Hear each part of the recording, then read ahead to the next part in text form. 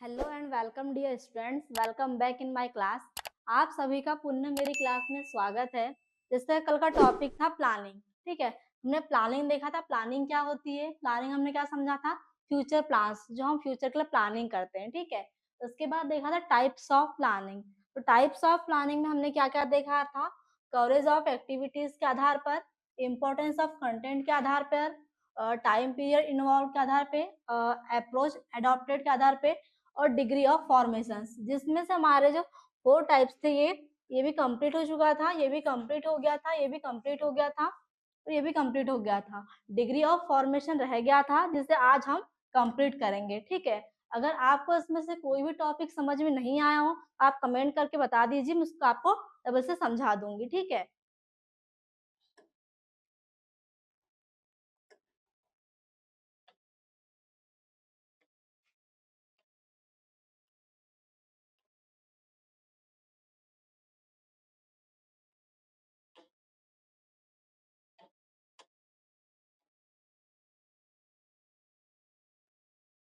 ठीक है। तो हमारा टॉपिक है क्या, type of degree formation. Degree formation के आधार पे हम प्लानिंग देखेंगे कितने टाइप की होती है। जिसमें फर्स्ट है फॉर्मल प्लानिंग। जैसे मैं आपको एग्जांपल, मतलब आपको छोटी सी डेफिनेशन बताया था कल भी। जो फॉर्मल प्लानिंग है उसमें क्या होता है, लिखित होता है। वो लिखित होता है, अगर हम किसी चीज का एग्रीमेंट कर रहे हैं, और कोई हम प्लानिंग कर रहे हैं किसी ऑर्गेनाइजेशन के लिए, किसी कंपनी के लिए, या अपने डेली लाइफ से रूटीन के लिए, आप कहीं जा रहे हैं, किसी चीज की प्लानिंग कर रहे हैं, या कोई भी ऑर्गेनाइजेशन को लेके कोई बड़ा लॉन्ग टर्म गोल अचीव करने के लिए आप प्लानिंग करते हैं, उसे क्या करते हैं, लिखित रूप में करते हैं। ठीक है, वो क्या होती है, फॉर्मल प्लानिंग होती है। फॉर्मल प्लानिंग का मतलब होता है लिखित और प्रणालीबद्ध योजना। इसमें सब कुछ दस्तावेज, नियम और प्रक्रिया के अनुसार होता है। मान लो एक ऑर्गेनाइजेशन है, और ऑर्गेनाइजेशन में आप प्लानिंग कर रहे हैं। ठीक है, अगर वो लॉन्ग टर्म प्लानिंग के लिए आप कोई चीज कर रहे हैं, तो क्या होगा, उसमें आपके जो डॉक्यूमेंटेशन है, ठीक है, आपने जो डॉक्यूमेंट्स दिया है, जो कंपनी के रूल्स है, जो ऑर्गेनाइजेशन के रूल है, सभी को क्या करेंगे, एक प्रणाली के रूप में, एक सिस्टमेटिक तरीके से लिखित रूप में लेंगे। वो क्या होती है, फॉर्मल प्लानिंग। मतलब किसी भी प्लान को तैयार करने के लिए उसका एक लिखित रूप देना। ठीक है, ये होता है फॉर्मल प्लानिंग। इसकी विशेषताएं होती है, ये लिखित रूप में होती है, मतलब सारा एग्रीमेंट तैयार होता है, आप जो भी बोलेंगे, और ऑर्गेनाइजेशन जो भी आपको लेके मतलब कोई प्रॉमिस करेगी, उसका होता है एक लिखित प्रमाण होता है, एक एग्रीमेंट तैयार होता है। तार्किक और प्रणालीबद्ध होती है, मतलब एक लॉजिकल और सिस्टमेटिक तरीके से प्लानिंग को की जाती है। थर्ड है अनुसंधान और डेटा विश्लेषण पर आधारित होती है। ठीक है, मतलब जो भी प्लानिंग होती है, जो फॉर्मल प्लानिंग होती है, वो क्या होती है, लॉजिकल और सिस्टमेटिक तरीके से की जाती है। इसका उद्देश्य दीर्घकालिक लक्ष्यों को प्राप्त करना होता है, मतलब ऑर्गेनाइजेशन के गोल को, मतलब लॉन्ग टर्म गोल को अचीव करना, क्या होता है, यही होता है फॉर्मल प्लानिंग। मतलब अगर सिंपल तरीके से बोले तो जो फॉर्मल प्लानिंग होती है, क्या होती है, लिखित रूप में होती है। आप किसी भी चीज की प्लानिंग करें, उसे उसका एक लिखित रूप देना, एक सिस्टमेटिक तरीके से उसे लिखना, ये होता है फॉर्मल प्लानिंग। सेकंड है इनफॉर्मल प्लानिंग। इनफॉर्मल प्लानिंग का मतलब होता है सरल बिना लिखित योजना। मतलब अगर आप कोई छोटा सा बिजनेस स्टार्ट कर रहे हैं, मान लो आपका गांव में घर है, आप घर के पास कोई शॉप स्टार्ट कर रहे हैं, मान लो किराना दुकान, या फिर आप कोई पार्लर ओपन कर रहे हैं, कोई सैलून ओपन कर रहे हैं, आप उस छोटी सी प्रक्रिया के रूप में एक बिजनेस स्टार्ट कर रहे हैं, क्या करते हैं, उसे बिना लिखित के ही उसको स्टार्ट करते हैं, मतलब अपने एक्सपीरियंस के हिसाब से। ठीक है, यह क्या होती है, formal informal planning. Informal planning का मतलब होता है सरल बिना लिखित योजना, मतलब सिंपल और अनरिटन।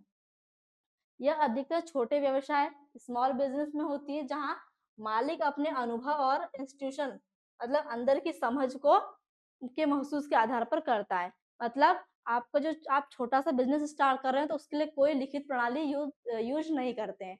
आप क्या करते हैं, आप देखते हैं कि इसको क्या करना चाहिए। अगर आप कोई दुकान चालू कर रहे हैं, तो क्या करेंगे, थोड़ा रॉ मटेरियल मंगवाएंगे, बनवा लेंगे, और उसको स्टार्ट कर देंगे। ठीक है, आपसे कोई लिखित प्रणाली नहीं लेते हैं, वो क्या होती है, इनफॉर्मल प्लानिंग होती है। फीस के फीचर्स दिए, बिना लिखित होती है, मतलब नॉट रिटर्न, लचीली और त्वरित होती है, मतलब फ्लेक्सिबल और क्विक होती है। क्विक मतलब जल्दी से स्टार्ट हो जाती है। आपने प्लान बनाया आज ही अपने एक्सपीरियंस के हिसाब से कि हमें ऐसा ऐसा करना चाहिए, आपने तुरंत प्लान बनाया, कल रॉ मटेरियल मंगा लिया, और आपने क्या कर दिया, उस दुकान को बनाने के लिए, शॉप को स्टार्ट करने के लिए उसको खड़ा कर दिया, ठीक है। मतलब ये क्या प्रक्रिया फास्ट तरीके से हो गई। अल्पकालिक लक्ष्य, मतलब आपका एक छोटा सा लक्ष्य होता है जो थोड़े ही दिन में कंप्लीट हो जाता है। फिर व्यक्तिगत अनुभव, मतलब अपने एक्सपीरियंस के हिसाब से, आपको उसका एक्सपीरियंस है कि आप ये कर सकते हैं, आप ये कर लेंगे, आपने स्टार्ट किया, प्लानिंग तैयार की और उसे क्या कर दिया, क्विक तरीके से स्टार्ट कर दिया। ये होते हैं इनफॉर्मल प्लानिंग, ठीक है। तो ये क्या था, प्लानिंग, और प्लानिंग की सारी मतलब टाइप्स उसके जो हमने कल भी देखे थे, और एक टॉपिक बच गया था तो आज हमने इसको कंप्लीट कर लिया। अब हम आगे देखेंगे प्लानिंग प्रोसेस।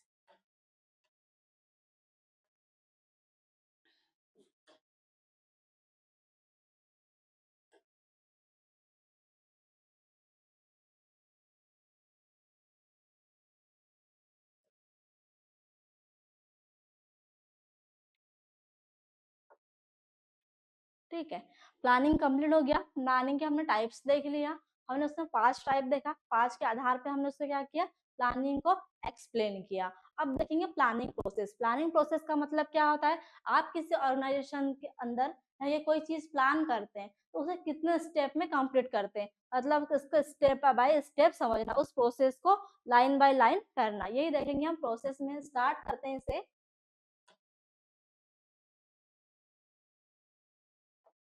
ठीक है। प्लानिंग प्रोसेस,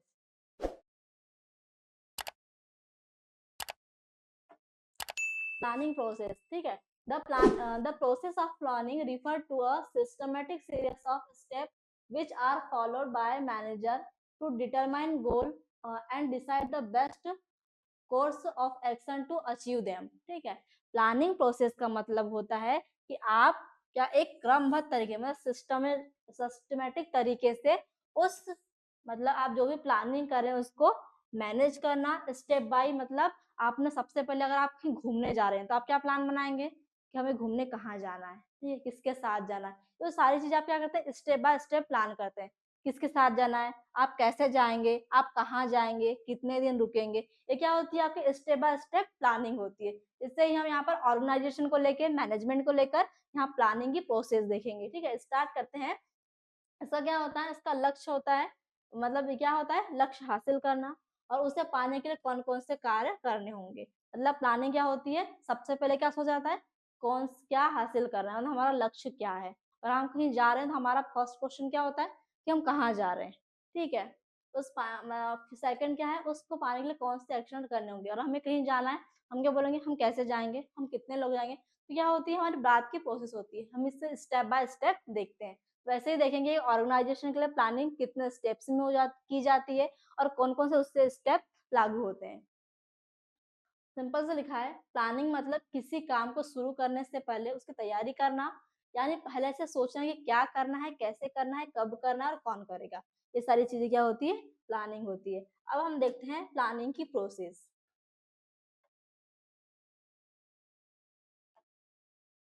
ठीक है। टाइप्स हमने देख लिया था, अब देखेंगे हम प्रोसेस,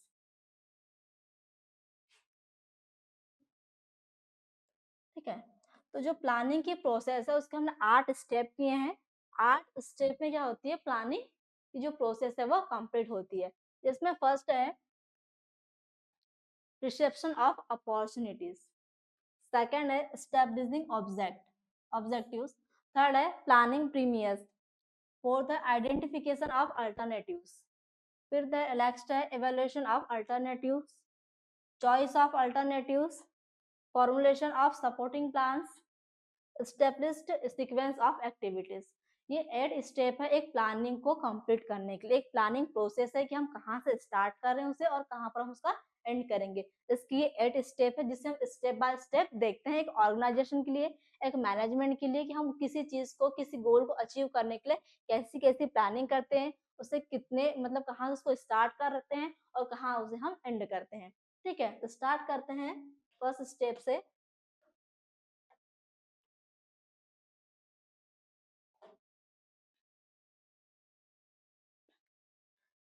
ठीक है। इसकी फर्स्ट स्टेप है प्रिसेप्शन ऑफ अपॉर्चुनिटीज, मतलब अवसरों की पहचान। सबसे पहले मैनेजर को यह समझना होता है कि बाजार या इन्वायरमेंट में कौन सा अवसर, कौन से अपॉर्चुनिटी और कौन से खतरे हैं। ठीक है, मतलब अगर कोई मैनेजर अपनी ऑर्गेनाइजेशन के लिए प्लान कर रहा है, तो सबसे पहले वो क्या देखेगा कि आप जिस चीज की प्लानिंग कर रहे हैं, आप जहां पर प्लानिंग कर रहे हैं वहां पर अपॉर्चुनिटी कितनी है, कितने अवसर है। अगर अपॉर्चुनिटी है तो उसके साथ खतरे कितने हैं। अगर आप किसी चीज को पाने के लिए कुछ चीज करते हैं, जरूरी नहीं है कि आपको वो अच्छे से हासिल हो जाए, आपको उसके लिए खतरे भी होते हैं। तो क्या करता है मैनेजर, सबसे पहले उन अवसरों को पहचानता है, तो उसको आइडेंटिफाई करता है कि इसमें कितनी अपॉर्चुनिटीज है और अपॉर्चुनिटीज है उसके साथ कितने खतरे भी हैं। ठीक है, ये होती है फर्स्ट स्टेप। जैसे एग्जांपल में दिया है, अगर मान लो एक कपड़े की कंपनी है, ठीक है, अगर उसे पता चलता है कि त्योहारों के समय डिमांड बढ़ जाती तो यह क्या है, एक अपॉर्चुनिटीज है। ठीक है, लेकिन अगर मार्केट में कॉम्पिटिटर्स बढ़ गया है, कॉम्पिटिशन बढ़ गया तो क्या है, खतरा है।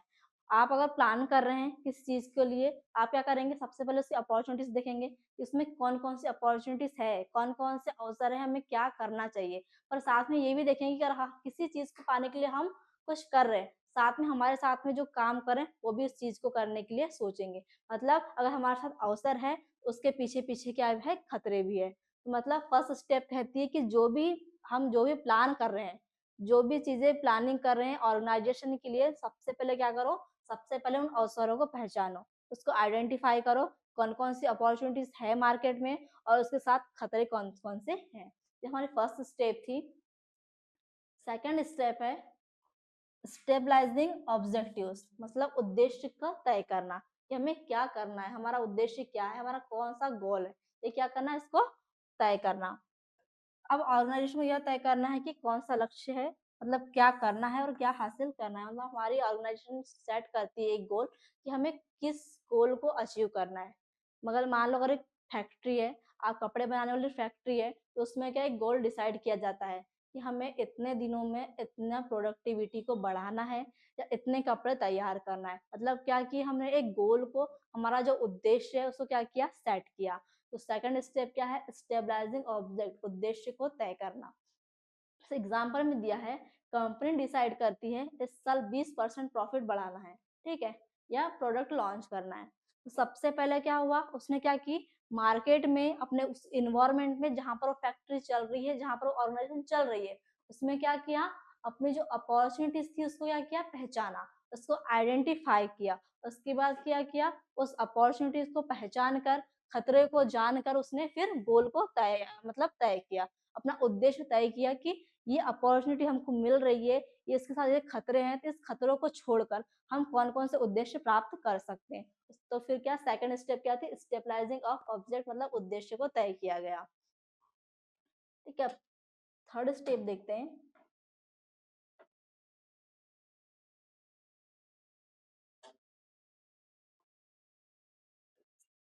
प्लानिंग प्रीमिसिस, मतलब योजना की धारणाएं बनाना। ठीक है, अवधारणाएं बनाना, धारणाएं बनाना। इसका मतलब है प्लानिंग करते समय जो कंडीशन या एज्यूम्पशन आते हैं उन्हें पहले से मान लेना। अगर आप कहीं जाने की प्लानिंग कर रहे हैं, ठीक है, अगर आप प्लानिंग कर रहे हैं तो आपको ये नहीं पता होता कि कितने लोग चलेंगे। आप सबसे पहले क्या करते हैं, किस चीज को मान लेते हैं कि मान लो हम लोग 10 लोग जा रहे हैं, आप उस हिसाब से क्या करते हैं, उसके बाद प्लानिंग करते हैं। आप पहले उस चीज को मान लेते हैं कि हाँ हमको यहाँ जाना है और इतने लोग जा रहे हैं, उसके हिसाब से आप क्या करते हैं, प्लानिंग को स्टार्ट करते हैं।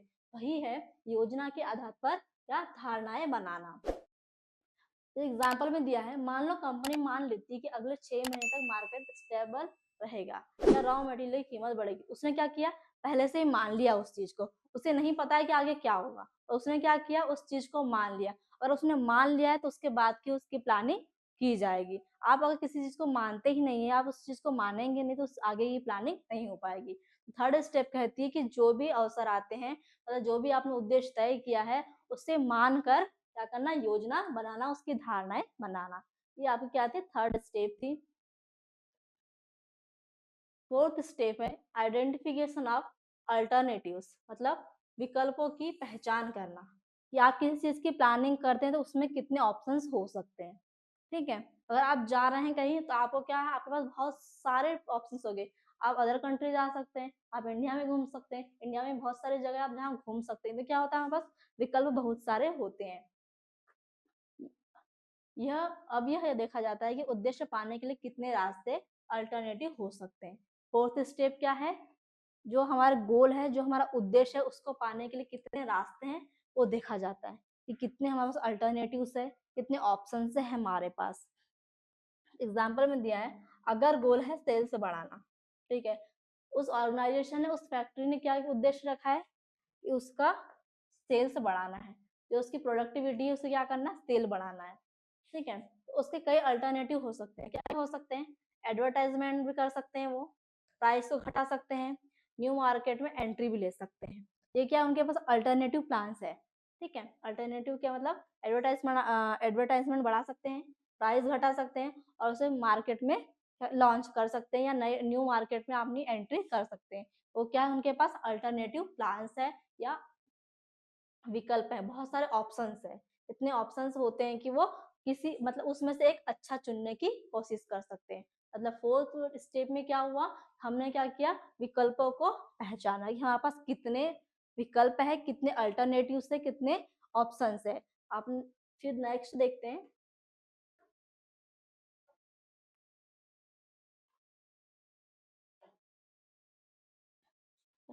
नेक्स्ट है इवोल्यूशन ऑफ अल्टरनेटिव्स, ठीक है, विकल्पों का मूल्यांकन। हमने क्या किया था इसके लास्ट स्टेप में, सिर्फ उसको पहचाना था कि कौन कौन से अल्टरनेटिव्स है हमारे पास, कौन कौन से विकल्प है हमारे पास। अब क्या देखेंगे, विकल्पों का मूल्यांकन, मतलब अगर हमारे पास 10 ऑप्शन है तो 10 में से कौन सा अच्छा हो सकता है, किसकी कितनी स्ट्रेटजी होगी, किसका कितना फायदा होगा हमें, अगर हम इस ऑप्शन को चूज करते हैं हमें कितना प्रॉफिट होगा। ये क्या होता है, हमारे पास जो अल्टरनेटिव्स है, जो हमारे पास विकल्प है, उसे क्या करते हैं, उसका मूल्यांकन करते हैं। हर विकल्प को देखा जाता है कौन सा सबसे अच्छा है, कम खर्चे में ज्यादा फायदा कौन देगा। अगर आप कहीं जा रहे हैं तो आप क्या करते हैं, उसका बजट तय करते हैं, बजट के हिसाब से आप क्या करते हैं, आप चूज करते हैं कि हमारा इतना बजट है तो हम कहाँ जाए। मतलब आपके पास ऑप्शन बहुत सारे हैं, उसमें से आप उसका मूल्यांकन करते हैं कम बजट में कौन सा कंप्लीट हो जाएगा। वही है इवोल्यूशन ऑफ अल्टरनेटिव। एग्जाम्पल में दिया है, अगर एडवर्टाइजमेंट बढ़ाते हैं, ठीक है, तो 10 लाख खर्च में कितने, मतलब 10 लाख में 20 लाख की सेल बढ़ती है, 10 लाख खर्च करेंगे तो कितना होगा, 20 लाख की सेल्स बढ़ेगी। और प्राइस घटाने से क्या होगा, 5 लाख खर्च होंगे और 8 लाख का फायदा होता है।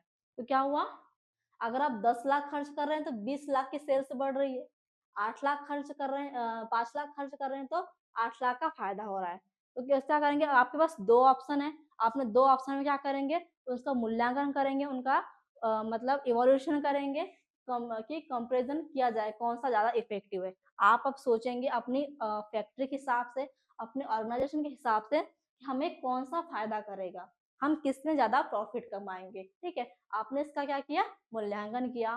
फिर नेक्स्ट स्टेप में क्या होगा, चॉइस ऑफ अल्टरनेटिव्स, सबसे अच्छा विकल्प कौन सा है, ठीक है।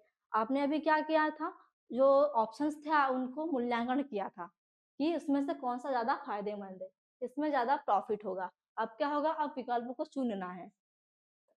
अब मैनेजर एक सबसे अच्छा तरीका चुनता है जो गोल को सबसे अच्छा तरीके से पूरा करे, ठीक है। एग्जाम्पल में दिया है, आप इसमें क्या हुआ था, उसका इवोल्यूशन हो गया था, ऊपर के इवोल्यूशन के बाद डिसाइड हुआ कि एडवर्टाइजमेंट बढ़ाना ज्यादा फायदा होगा। क्यों, क्योंकि 10 लाख खर्च करने पर क्या हुआ था, 20 लाख की सेल्स बढ़ रही थी।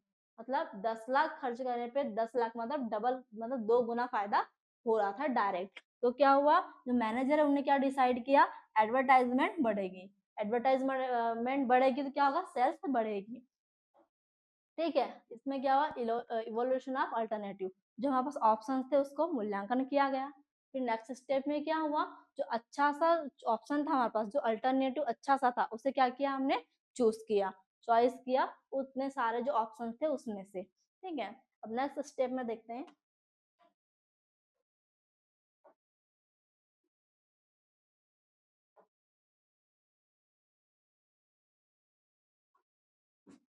Formulation of supporting plans.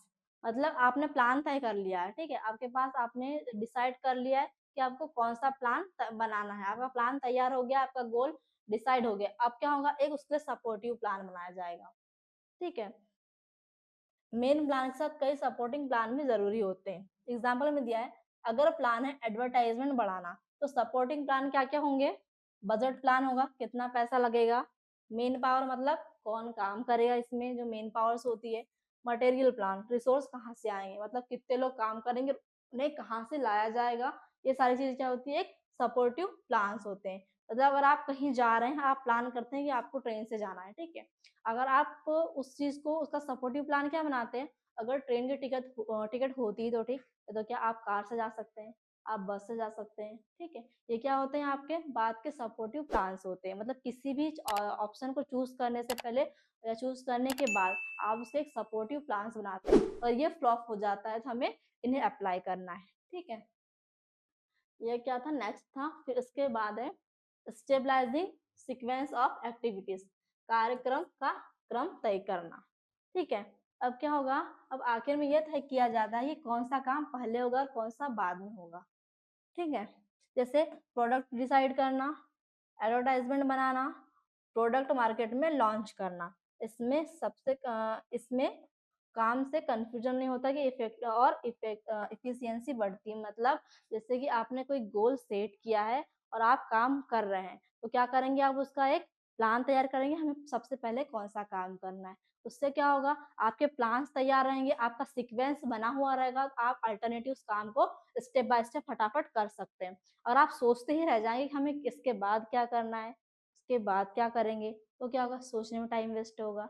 इसलिए कार्यक्रम को, उसका जो जो फंक्शन है उसको एक क्रम में तैयार कर देते हैं। हमारे प्लान्स पूरे तैयार हो गए थे, ठीक है, हमने अच्छा ऑप्शन चूज कर लिया था, हमने वहां से अच्छा सा जो ऑप्शन था चूज भी कर लिया, उसका मूल्यांकन करके, ठीक है।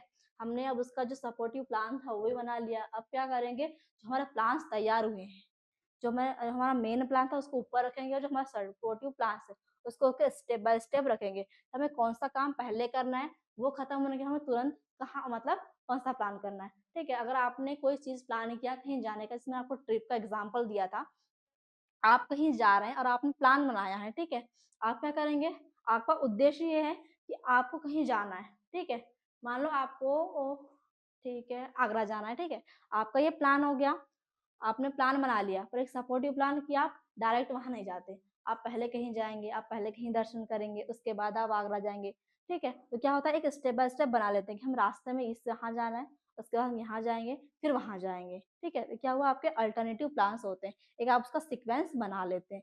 ये क्या होती है, प्लानिंग की प्रोसेस होती है। किसी भी ऑर्गेनाइजेशन के गोल को अचीव करने के लिए हम क्या करते हैं, एक प्लान तैयार करते हैं, ठीक है, और प्लान में उसकी प्रोसेस बनाते हैं, उसको कैसे कैसे कंप्लीट करना है, कितने स्टेप में कंप्लीट करना है, और कितने स्टेप में कंप्लीट हो जाएगा, और कितने टाइम बाद, या कितने उसका एक टाइम ड्यूरेशन होता है कि इतने टाइम बाद हम उस गोल को अचीव कर पाएंगे, ठीक है। ये क्या होती है, हमारी एक प्लानिंग होती है किसी भी चीज को लेके, किसी ऑर्गेनाइजेशन को लेके, किसी फैक्ट्री को लेकर, किसी मतलब अपना डेली रूटीन है कोई, या अपनी डेली एक्टिविटीज है, या आपका कोई पर्सनल काम है, ये सारी चीजें में क्या होती है, प्लानिंग की जरूरत होती है। और प्लानिंग में एक प्लान होता है, उसकी एक प्रोसेस होती है कि हमें इस काम को कितने टाइम में और कैसे कंप्लीट करना होता है।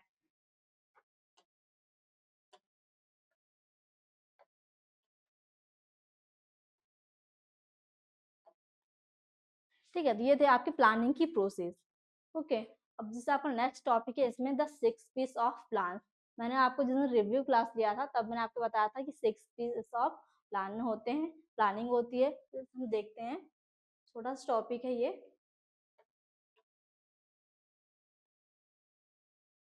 ठीक है। द 6 पीस ऑफ प्लान, मतलब नियोजन के 6 बिंदु होते हैं। ये इसलिए काम होते हैं कि हमें जो भी प्लानिंग करना है उसका एक क्लियरी या सिस्टमेटिक जो तरीका होता है, जिससे हम तुरंत समझ सके, ठीक है। ये होती है 6 पीस ऑफ प्लानिंग। डेफिनेशन देखते हैं, the 6 P's of planning are the key element which guide the entire planning process and help an organization to achieve its goal effectively, ठीक है। मतलब जो प्लानिंग के 6 मुख्य बिंदु होते हैं, जिसे हम क्यों यूज करते हैं, ताकि जो ऑर्गेनाइजेशन का गोल है, जो हमारा प्लान है, ठीक है, वो एक क्लियरी रूप से और एक सिस्टमेटिक तरीके से सामने आए, ठीक है।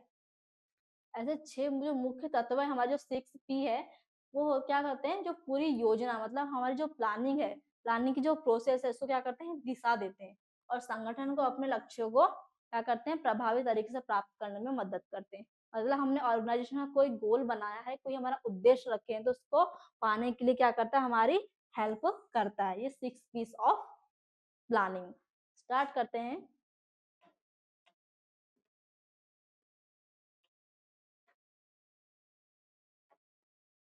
6 पी है पर्पस, मतलब उद्देश्य, कि हमारे ऑर्गेनाइजेशन का क्या उद्देश्य होना चाहिए। एक फिलोसॉफी क्या होती है, मतलब हमारे ऑर्गेनाइजेशन का कोई गोल है, ठीक है, उसके लिए हमारी सोच क्या है, ठीक है, हम उसके बारे में क्या सोचते हैं, हमारी क्या सोच होना चाहिए।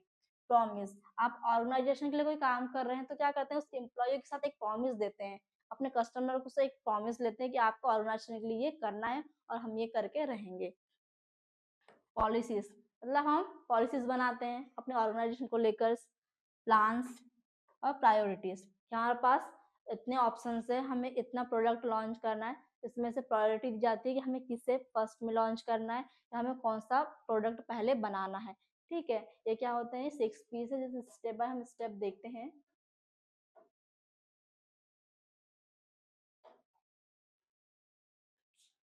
फर्स्ट है पर्पस, उद्देश्य, यह बताता है कि प्लानिंग क्यों की जा रही है, प्लानिंग की पहली जरूरत है स्पष्ट उद्देश्य, मतलब आप किसी भी चीज की प्लानिंग कर रहे हैं तो सबसे पहला पॉइंट हमारा क्या होता है, हमारा इस प्लानिंग को लेकर उद्देश्य क्या है, ठीक है, हमें कौन सा गोल अचीव करना है, हमारा उद्देश्य क्या है, इस गोल को अचीव करने से हम कितना प्रॉफिट कमाएंगे, हमारा किसी भी चीज को, किसी भी ऑर्गेनाइजेशन को लेकर या किसी भी पर्सनल काम को लेकर एक उद्देश्य बन जाता है, एक पर्पस बन जाता है कि हमें क्यों करना है, ठीक है, ये करने से हमें क्या मिलेगा या क्या होगा, वही होता है फर्स्ट पर्पस, ठीक है।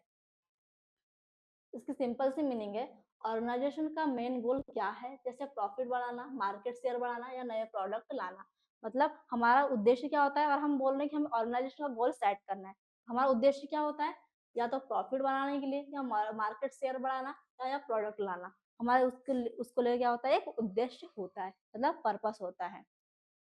एग्जाम्पल में दिया है, अगर कोई कंपनी प्लानिंग कर रही है तो उसका पर्पस हो सकता है प्रॉफिट बढ़ाना, कस्टमर सेटिस्फेक्शन लाना या मार्केट में शेयर बढ़ाना, ठीक है। सिंपल सा एग्जांपल दिया है कि अगर आप किसी चीज को लेकर कोई गोल बना रहे हैं, कोई उद्देश्य आप पर्पस रख रहे हैं, आपका क्या उद्देश्य हो सकता है उसको लेकर, या तो आप कंपनी के लिए कर रहे हैं तो आपको प्रॉफिट चाहिए, या तो आपको कस्टमर सेटिस्फेक्शन लाना है, या तो आप मार्केट के शेयर बढ़ाना चाहते हैं, ये आपका क्या होगा, उद्देश्य होगा। सेकंड देखते हैं, फिलोसॉफी, मतलब अपनी सोच, कि हमारी उस चीज को लेके कौन सी फिलोसॉफी है, हम क्या सोचते हैं। यह बताता है कि ऑर्गेनाइजेशन अपने उद्देश्य को कैसे प्राप्त करेगा, यानी काम करने की सोच और तरीका क्या है, ठीक है।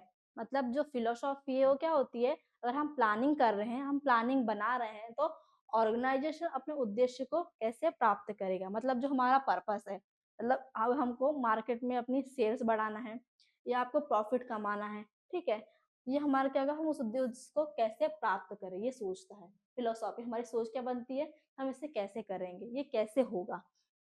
अब इस काम को करने के लिए हम अपना क्या करते हैं, एक तरीका सोचते हैं कि अगर हमें मार्केट की सेल्स बढ़ाना है, ठीक है, या हमें प्रॉफिट बढ़ाना है, हम इसे कैसे करें, कौन सा फॉर्मूला अप्लाई, उसकी क्या करते हैं, हम उस चीज के लिए सोचते हैं, तरीका लाते हैं, वो क्या होती है, फिलोसॉफी। एग्जाम्पल में दिया है, किसी कंपनी की फिलोसॉफी हो सकती है क्वालिटी के जरिए प्रॉफिट कमाना, कस्टमर सेटिस्फेक्शन के जरिए ग्रोथ पाना, ठीक है, और किसी कंपनी ने क्या सोच लिया था कि हमें मार्केट में शेयर बढ़ाना है, ठीक है, या क्वालिटी बढ़ाना है, कस्टमर सेटिस्फेक्शन लाना है, तो आपके उसके उसके पीछे का आपका उद्देश्य कुछ और हो सकता है। जैसे क्या हुआ, कस्टमर सेटिस्फेक्शन लाना है, मान लो कि आपका उद्देश्य कस्टमर सेटिस्फेक्शन लाना है, क्या होगा, आप उसके पीछे आपकी एक सोच होगी कि अगर हम आप उद्देश्य है आपका कि कस्टमर सेटिस्फेक्शन होगा, उसके पीछे क्या आपकी सोच क्या है कि इससे क्या होगी, हमारी कंपनी का ग्रोथ होगी, मतलब आपके उद्देश्य के पीछे क्या थी, आपकी सोच थी कि आप अगर कस्टमर सेटिस्फेक्शन देते हैं, आपकी कंपनी क्या करेगी, ग्रो करेगी, ठीक है। इस सेकंड,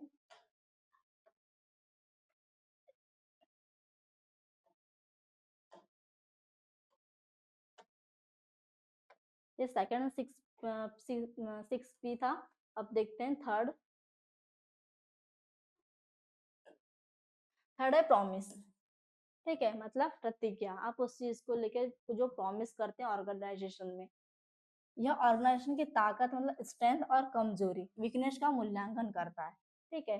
अगर आप किसी ऑर्गेनाइजेशन में हैं, आप उस चीज को लेके, उसकी स्ट्रेटजी को लेके, उसकी स्ट्रेंथ को लेके, आप उसकी जो आपको उसकी जो एक वीकनेस है उसका मूल्यांकन करते हैं, उसको इवोल्यूट करते हैं, ठीक है। उसमें क्या होगा, आपसे प्रॉमिस करते हैं कि नहीं आप ये कर पाएंगे, आप क्या करते हैं, उससे प्रॉमिस लेते हैं, वो क्या होता है, उसकी प्लानिंग की उसकी स्ट्रेंथ बढ़ाता है, उसकी वीकनेस को घटाता है। सिंपल से देखिए, ऑर्गेनाइजेशन अपने इन्वायरमेंट मतलब बाहरी माहौल के अनुसार अपनी सिचुएशन को समझता है, कहाँ स्ट्रांग है और कहाँ इम्प्रूव करना है। एग्जाम्पल समझिए, अगर कंपनी को लगता है कि मार्केट में कंपटीशन ज्यादा है तो अपनी मार्केटिंग स्ट्रेटजी सुधारेगा। ठीक है, ऑर्गेनाइजेशन है और ऑर्गेनाइजेशन का उद्देश्य है कि आपको सेल्स बढ़ाना है। ठीक है, और आपको सेल्स बढ़ाना है तो क्या होगा, आपके उसके पीछे की एक सोच होगी कि अगर हम सेल्स बढ़ाएंगे तो हमें कंपनी को क्या होगा, प्रॉफिट होगा। ठीक है, ये हो गया। अब उसमें प्रॉमिस को कैसे कर सकता है, कैसे कि मार्केट जो मार्केट है उसमें क्या है, कंपटीशन ज्यादा है। ठीक है, आपने अपना उद्देश्य सोच लिया, आपने उसके पीछे का जो आपकी सोच है वो भी सोच लिया कि आप इससे क्या होगा, आपकी कंपनी का ग्रोथ होगा। परंतु क्या है, मार्केट में कंपटीशन ज्यादा है। ठीक है, तो क्या होगा, वो अपनी मार्केटिंग स्ट्रेटजी क्या करेगा, सुधारेगा।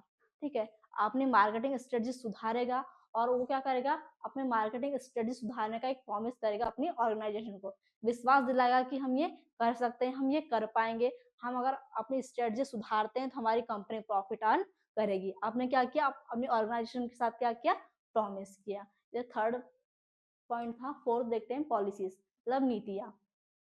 ये वो गाइडलाइंस होती है जो इम्प्लॉयज को डायरेक्शन देती है, किसी काम को करने का तरीका और सीमा तय करती है। मतलब जो नीतियां क्या होती है, गाइडलाइंस होती है जो इम्प्लॉय को करती है, डायरेक्शन देती है, किसी काम को करने का तरीका और सीमा तय करती है। मतलब अगर आप किसी ऑर्गेनाइजेशन में काम कर रहे हैं तो पॉलिसी क्या करती है, आपको एक न्यू डायरेक्शन देती है, एक अच्छी दिशा बताती है कि आपको कौन सा काम करना चाहिए। मतलब जो आप काम करने का तरीका है वो बताती है, और वो बताती है कि आपके इस काम करने से आपको कितना फायदा होगा, उसकी लिमिट्स क्या होगी। ये सारी चीजें कौन, पॉलिसीज तय करती है। पॉलिसी के जरिए आप ये सारी चीजें तय करते हैं। जो एग्जाम्पल दिया है, ऑर्गेनाइजेशन में अलग अलग पॉलिसीज हो सकती है। ठीक है, मतलब जैसे अलग अलग पॉलिसी कैसी, production policy, marketing policy, financial policy, personal policy. और ऑर्गेनाइजेशन में कोई एम्प्लॉय काम कर रहा है तो अलग अलग पॉलिसी का फायदा उठा सकता है। मतलब देखो, अगर डिपार्टमेंट वाइज बटे हुए हैं तो मार्केटिंग पॉलिसी अलग होगी, फाइनेंशियल पॉलिसी अलग होगी। अगर आप किसी एचआर के अंडर काम करें तो जो पॉलिसी वो निर्धारित करेगा वो अलग होगी। मतलब पॉलिसी अलग अलग होगी। ठीक है, और पॉलिसी अलग अलग होगी होगा। अगर आप एचआर डिपार्टमेंट में काम कर रहे हैं तो वो आपको एक गाइडलाइन की तरह काम करेगा, उस एम्प्लॉय को काम करने के लिए सही डायरेक्शन देगा। वो क्या होती है, नीतियां होती है, मतलब पॉलिसीज होती है। मतलब किसी भी एम्प्लॉय को, किसी भी मतलब वर्कर्स को पॉलिसी मैनेजमेंट क्या करती है, एक्शन और डिसीजन लेने की दिशा देती है।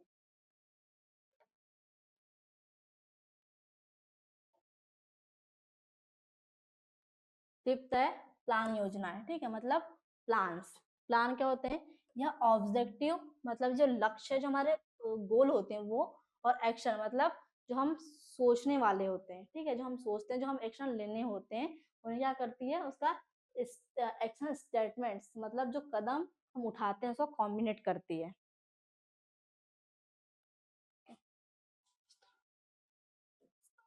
फिफ्थ स्टेप है इसकी, प्लान मतलब योजनाएं।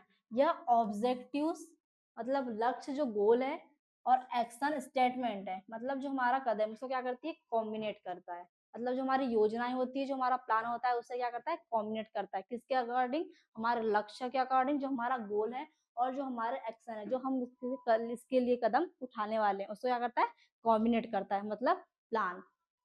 प्लान्स बताता है कि क्या करना है, मतलब हमारा गोल क्या है, किसके लिए हमें काम करना है और कैसे करना है। मतलब हमारा गोल क्या है और हमारे उसके लिए हमें क्या एक्शन लेना है, ये क्या बताता है, प्लान बताता है। क्योंकि हम किसी भी चीज को करने के लिए, किसी भी काम को करने के लिए प्लान तैयार करते हैं। तो उस प्लान में क्या क्या होता है, फर्स्ट होता है कि हमारा गोल क्या है, और सेकंड होता है कि हमारा उस पर कैसे एक्शन लेंगे, उससे हम कैसे काम करेंगे। क्या करता है प्लान, क्या करता है, इस गोल को और हमारे इस एक्शन को कॉम्बिनेट करता है। ठीक है, जैसे एग्जांपल दिया है, अगर गोल है सेल्स बढ़ाना तो प्लान हो सकता है नए कस्टमर को टारगेट करना।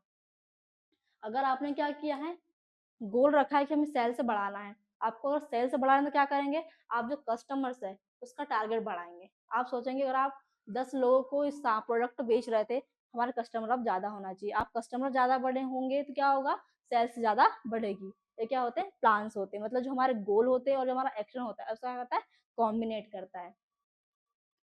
सिक्स्थ है, प्रायोरिटीज मतलब प्राथमिकता है। हर ऑर्गेनाइजेशन के पास रिसोर्सेज जैसे पैसा, मटेरियल, स्टाफ लिमिटेड होते हैं। और किसी ऑर्गेनाइजेशन अगर छोटी ऑर्गेनाइजेशन है तो क्या होगा, उसके पास पैसा भी कम होगा, मटेरियल भी कम होगा, स्टाफ भी कम होगा। क्या होता है उसमें जो एम्प्लॉय जितने काम कर रहे होते हैं, इतनी बड़ी वो फैक्ट्री होती है, ऑर्गेनाइजेशन होती है, तो उसके हिसाब से क्या होता है, उसके पास रॉ मटेरियल्स या स्टाफ होता है। इसलिए सबसे पहले क्या होता है, यह जरूरी होता है कि हमारा गोल क्या है और उसमें हमें अंदर क्या एक्शन लेने हैं, कौन सा गोल ज्यादा इंपॉर्टेंट है और क्या किया जाना चाहिए, मतलब हमारा गोल क्या है और उस पे एक्शन क्या लेना है। अब हमारा जो गोल है उसमें हम सबसे पहले क्या देखते हैं, उसमें क्या इंपॉर्टेंस है। अगर हमारे गोल 3-4 है, ठीक है, आपको सेल्स भी बढ़ाना है, ठीक है, टारगेट सेट करते हैं आप उसके लिए, दो सारी चीजें, मतलब आपको सेल्स ही बढ़ानी है, आपकी कंपनी ग्रो भी करना चाहिए, ठीक है, आपके 2-3 टारगेट है, तो उसमें सबसे पहले इंपॉर्टेंस देते हैं कि अगर अगर हम सेल्स बढ़ाते हैं तो अपने आप कंपनी ग्रो करेगी और अच्छा प्रॉफिट अर्न करेगी। आपके 2-3 गोल थे, उसमें से आपने प्रायोरिटी किसको दी, सेल्स बढ़ाने पे, क्योंकि अगर आप सेल्स बढ़ाएंगे तो उसके बाद क्या होगा, ग्रो भी करेगी कंपनी और प्रॉफिट भी ज्यादा अर्न करेगी। आपने क्या किया, अपने एक जो फोकस था, आपने एक गोल को क्या किया, प्रायोरिटी दी, प्राथमिकता दी, ठीक है। एग्जाम्पल है, अगर किसी कंपनी के लिए प्रॉफिट बढ़ना है, सबसे जरूरी क्या है, रिसोर्सेज को उससे दिशा में लगाया जाए। मतलब ये छोटा सा एग्जाम्पल है। और कंपनी के लिए अगर आप काम कर रहे हैं और आप कंपनी के लिए सोच रहे हैं कि आपको प्रॉफिट बढ़ाना है, तो क्या करेंगे, रिसोर्सेज को उसी तरह उसी दिशा में लगाएंगे कि आप ये काम को करो तो आपकी प्रॉफिट जो आपकी कंपनी वो ग्रो करेगी, ज्यादा प्रॉफिट अर्न करेगी। मतलब इसका मतलब जो अपना लास्ट स्टेप है, 6th पीस ऑफ प्लानिंग है, वो कहती है कि आपके पास जो भी प्लान्स है, मतलब आपकी जो भी गोल है, उसमें क्या करो, सबसे अच्छा जो गोल है आप जिसे अचीव करना चाहते हो और उसके उसको इम्पोर्टेंस दो, उसको फर्स्ट रखो, उसको प्रायोरिटीज दो, ताकि वो गोल को प्राप्त होते ही आपको और भी फायदा हो, ठीक है। और आप सेल्स बढ़ाएंगे तो जाहिर सी बात है आपकी कंपनी भी ग्रो करेगी और अच्छा प्रॉफिट अर्न करेगी, ठीक है।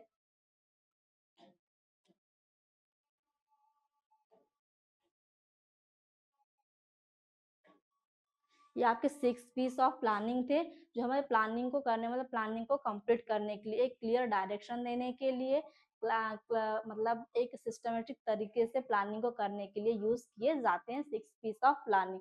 आज की क्लास यहीं खत्म करते हैं। Thank you very much.